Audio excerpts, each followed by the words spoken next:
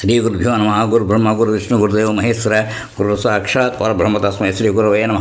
సదాశివ సమారంభం వ్యాసశంకర మధ్యమం ఆస్పదాచార్య పర్యంతం వందే గురు పరంపరాం. శ్రీ గురుభ్యో నమ. గణాధిపతయే నమ. ఈరోజు మహాభారత అంతర్గత ధర్మతత్వోపాఖ్యానాల్లో రసడం రచవచన సుధా అని చెప్పిన బ్రహ్మశ్రీ సరిపిల్ల వెంకటసుబ్రహ్మణ్య స్వామియాజీ గారు రాసినట్లు చెప్తున్నాము. ఇప్పుడు ఎపిసోడ్ 5 చెప్పుకోవాలి. 4లో గురుభక్తి గురించి చెప్పుకొచ్చామన్నమాట. గురుకార్యమునందు ఉన్నవారికి దైవం అన్ని విధంగా సహకరిస్తుంది. ఉత్తముకు నాగస్థుతి సర్పభూములకు సర్పదోషము తొలగిస్తుంది. అతను చేసిన పురంధర మంత్రస్థుతి సర్వవిఘ్నం తొలగించి కార్యసాఫల్యం చేకూర్చును అని చెప్పుకున్నాం. ఇప్పుడు ఎపిసోడు 5 చెప్పుకోవాలి. ఇప్పుడు సాక్షి. ఎన్నెన్నో ధర్మశాస్త్రాలు చూసారా, ఎంత చెప్తారంటే ధర్మతత్వ ఉపాఖ్యానాలు ఇవన్నీ కూడా. ఇప్పుడు సాక్షి. భృగు మహర్షి గొప్ప తపస్వి. అతని భార్య పులోమ మహాపతివ్రత. ఒకనాడు భృగు మహర్షి నదీ స్నానంలోకై ఆశ్రమం వదిలి వెళ్ళాడు. ఇంతలో పులోముడు రాక్షసులు భృగు ఆశ్రమం వచ్చి పులోమను చూచాడు. అతడు కామవివసుడై పులోమను ఎత్తుకుని పోదలిచాడు. పులోమ చిన్నతనంలో మారాం చేస్తుండగా ఆమె తండ్రి రాక్షసునికి ఇచ్చేస్తాను అని భయపెట్టేవాడు. పులోముడు ఆ పరిసరములంతా తిరుగుతూ పులోమను తన దానిగా తలచేవాడు. కానీ పులోమ యుక్త వయసురాలు అయినంతనే ఆమె తండ్రి విధిపూర్వకంగా భృగు మహర్షికి ఆమెనిచ్చి కన్యాదానం చేశాడు. పులోముడు పూలసుతులు స్మరించుకుని పులోమను అపహరించుకుని పోదలాచాడు. కానీ ఆ విషయంను ధృవీకరించుకున్నట్టుగా భృగు మహర్షి ఇంటి యందున్న అగ్నిహోత్రము ఇట్లా అడిగాను. అగ్నిదేవా, నీవు సత్యవృతుడు, దేవతలకు ముఖం వంటివాడు. ఈ పులోమ నేను వరించిన స్త్రీయే కదా? నిజం చెప్పు. ఈమె తండ్రి రాక్షసునికి ఇచ్చేస్తాను వాగ్దానం చేసి సత్యవాక్యమును ఉల్లంఘించి భృగు మహర్షికి ఇచ్చి వివాహం చేశాడు కదా. నీవు ప్రాణదేహమునందుండి సర్వమునకు సాక్షిభూతుడవై ఉంటావు.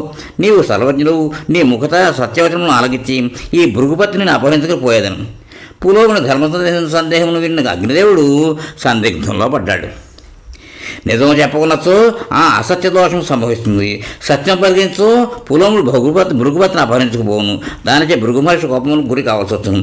అగ్నిదేవుడు సత్యవాక్ పరిపాలనమే సర్వ ఉత్తమ ధర్మంగా తలచి పులోమునితో ఇలా అన్నాడు.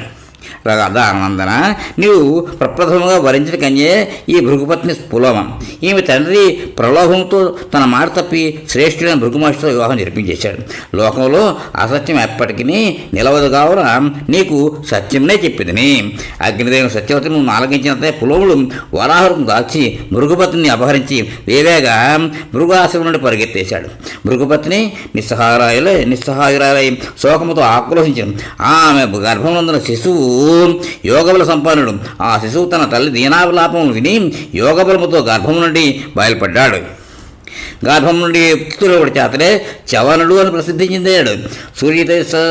సూర్యతేజ సదృశుడైన ఆ శిశువు తన తీక్షణ దృక్కులతో అంటే చూపులతో అన్నమాట రాక్షసుని భస్మనొచ్చింది. భృగుపత్ని పులోమ ఆ దివ్య శిశువును హృదయమును హత్తుకుని కన్నీరు మున్నీరుగా ఏడ్చుతూ బ్రహ్మదేవునికి అడిగాను.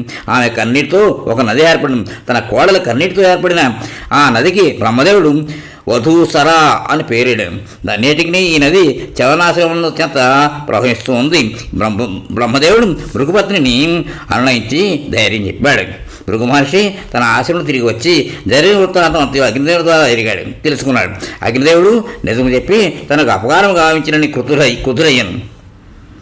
సర్వభక్షకుడు అగుము అని అగ్నిదేవుని శపించేశాడు. అగ్నిదేవుడు భృగుశాపములకు పనశాపం చెంది ఇట్లనుకున్నాను. నేను నిత్యము ధర్మాచరణందు అనురక్తుడు, సత్యవ్రతమైన నా దీక్ష, పక్షపాత బుద్ధి లేనివాడు. రాక్షసులు అడిగినప్పుడు సత్యవతులను పలుకుట నా ధర్మం కదా. ఇందులో నా దోషం ఇంచుకైనను కానరాకున్నది.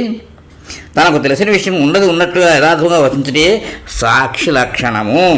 అందుకు నిర్విరుద్ధంగా చెప్పినతో తన కులంలోని ముందు వెనుకలు అంటే కులంలో ముందు 7 తరాలు వెనక 7 తరముల వారిని నశింపజేసిన వాడు అవుతాడు. అంటే సాక్ష్యం తప్పుడు సాక్ష్యాలు చెప్తే అన్నమాట. వాస్తవం తెలిసి మౌనం వహించిన వారికి కూడా అదే పాపం సంభవిస్తుంది. ఈ విధముగా స్మరించుకుని అగ్నిదేవుడు భృగు మహర్షి మహర్షి, బ్రాహ్మణులపై ఉన్న అత్య ఆదర గౌరవంతో నీకు ప్రతిశాపం ఇవ్వకున్నాను. అది ఇవ్వట్లేదు బాబు, అగ్నిదేవుడు ఇవ్వట్లేదు శాపం. నీవు సర్వజ్ఞుడు అయినను నేను చెప్పింది సావధానంగా వినుము. నేనే యోగస్థితితో బహురూపుడనై లోకములో అన్ని చోట్ల వ్యక్తమవుతూ ఉందును. నిత్యాగ్నిహోత్రములందు, యాగములందు, గర్భధానాది సంస్కారాల కర్మలందు, జ్యోతిష్ఠోమాది యజ్ఞములందు నేనే ప్రతిష్ఠితుడనై ముందును. దేవపితృగణముల కొరకై సమర్పించిన కవ్యములను వీరవారికి నేనే సమర్పిస్తూ ఉంటాను.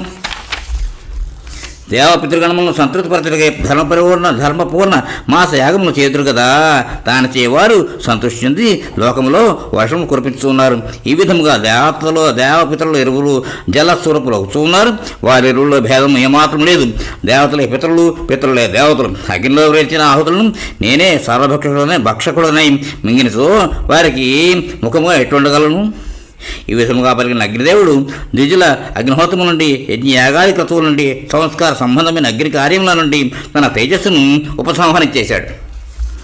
అగ్ని తేజము ఉపసంహరించే ఓంకార, వషట్కార, సాహాకార, ద్వధాకారముల అవన్నీ లోపించాయి.